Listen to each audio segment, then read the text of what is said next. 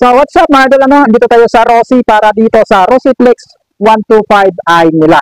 So tingnan natin yung features niya, kung anong nilagay dito ni Rossi.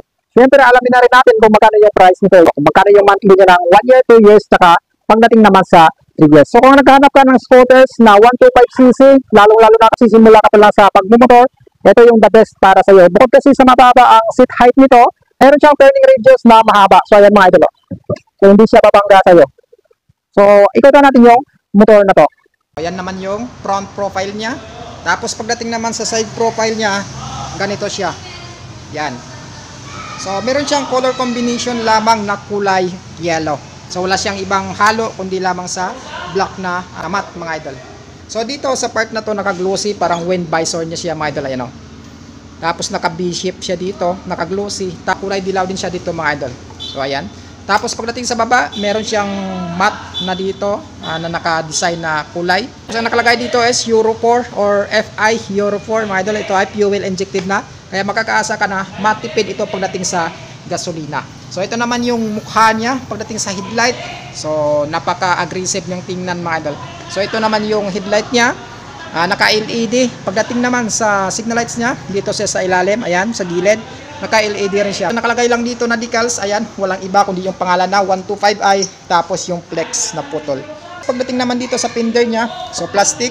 So ingat-ingat mo na lang na hindi talaga basta-basta tatamaan ng mga matitigas na bagay. Pagdating sa suspension niya mga idol, ayan, traditional lamang. Tapos naka-emblem yung pangalan ni Rossi. Dito naman sa mags niya, ganyan siya. So ito talaga yung mags na two-tone color ni Rossi mga idol. So meron siyang size na 70 by 90 by 14 by standard. Pakarami kang mahanap nito. Pagdating sa braking system niya naman, ito siya, naka-disc brake. Pero hindi pa to siya ABS, na design lamang. Pagdating sa gilid niya, ito yung kulay niya. Dito naka-black, matte black. Dito naman naka-glossy. Tapos pagdating dito sa apakan niya, so ayan, sa wrap siya mga idol. So makakaasa ka na hindi basta-bastang dadaos-dos yung sapatos mo dito kapag inapak mo. Meron na rin siyang singawan ng init ng makina. Kasi yung makina niya mga idol dito banda, dito na part, tapos ito naman yung singawan niya. Tapos pagdating naman dito, ito yung side stand niya. So siyang safety features katulad ng ibang motor na meron siyang side stand kill switch. So dito, wala siya. Ordinary lang siya mga idol. Pagdating sa apakan, ito, yan yung apakan ng angkas mo. Tutupi, pero hindi siya nagbabibrate. Matte black din dito. Tapos pagdating sa gilid niya, wala siyang ibang nakalagay na decals dyan maliban sa flex 125 na nakakulay black. So dito naka-yellow mga idol, tapos ito naka-white naman. So ayan. So ito naman yung gilid niya. So pagdating sa suspension, isa lamang yung suspension niya dito. Meron siyang kickstart. So meron siyang backup na kickstart para in case na madrin yung baterya, meron kang backup talaga na kickstart. Pagdating sa braking system niya sa likod, naka-mechanical drum brake pa lamang siya. Tapos ang gulong niya is meron siyang brand na Yuanqing. So sa harapan saka sa likuran, yung brands niya is Yuanqing mga idol. Tapos meron siyang size na 90 by 90 by 14. So same din na standard, yung madali lang hanapin after market. So pagdating mags niya, ganun din, naka-two-tone color siya mga idol. Tapos ang maganda dyan, meron siyang extra fender dito para protection sa mga dumi or para hindi siya basta-basta pumasok dito. So pagdating dito, salo na kaagad yung mga dumi, yung mga putik kapag dinaan mo sa malubak-lubak na daan o kaya sa mapuputik na daan. So ito naman yung sa likod niya, meron siyang mahabang fender dito, tapos meron na rin siyang reflector. Taillight niya mga idol ito. So naka-LED na rin yan. Tapos signal lights niya naman sa likod is LED. So ito ay naka-air cooled pa lamang. Ito yung cooling system niya. Tapos pagdating sa muffler niya, mahaba na yung heat guard niya na plastic. So ito mga idol. So hindi na basta-basta mapapaso dito kapag sinampa mo yung paa mo or napadikit yung paa mo dito sa motor na to. So pagdating dito sa gilid niya, ganun din yung yung decals niya, nakalagay dito yung Flex 125 na nakakulay. Ayan, naka-white or naka-silver. Tapos ganito yung decals niya, yellow, naka-white dito, tapos meron siyang konting black. Pagdating sa upuan niya mga idol, makapal siya, ito.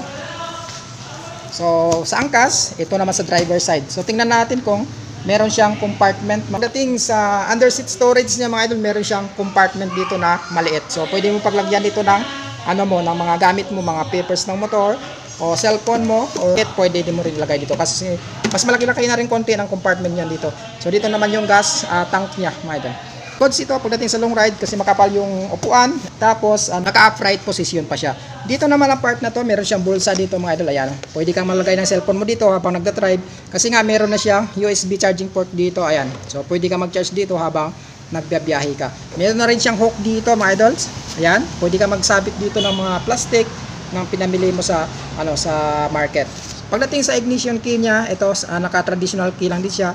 Tapos meron siyang butas din dito o bulsa na maliit. So pwede mo lang dito ilagay yung cellphone mo, kasya rin dito mga idol, yung mga candy, pwede dito. Mga switches niya naman dito sa kaliwa, meron siyang low beam, high beam, meron siyang busina, turn signal lights, left and right.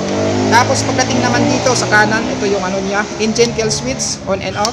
Tapos sa headlight niya naman, ito naman yung sa electric start niya mga idol. Meron siyang updated price ngayong month na to, na 60,000 pesos in cash. Tapos pagdating sa down payment niya is 3,000 pesos. Tapos yung 1 year is 6,535. Tapos yung 2 years niya is 3,700.